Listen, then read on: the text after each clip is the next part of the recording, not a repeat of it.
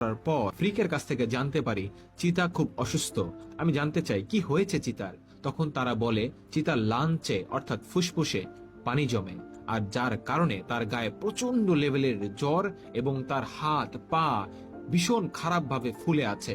আমি কথাটা শোনার পর পর আতঙ্কিত হয়ে যাই। যখন তার সাথে দেখা করতে যাই, গিয়ে দেখি সে বিছানায় শুয়ে আছে একটা কম্বল মুড়ি দিয়ে। তার কপালে আমি হাত দিলাম, হাত দিয়ে দেখি তার শরীরে প্রচন্ড পরিমাণে জ্বর। তাকে আমি জিজ্ঞেস করি, ভাই তোমার কি হয়েছে? তখন সে বলে হাসতে হাসতে, ভাই কিছুই হয় নাই, জাস্ট এখানে একটা ছিদ্র করছে আমার পিঠে, ফুসফুস থেকে পানি বের করছে। আমি বললাম হোয়াট? জাস্ট একটা ছিদ্র করছে আর তোমার পিঠ থেকে পানি বের করছে, মানেটা কি? তোমার কি হয়েছে?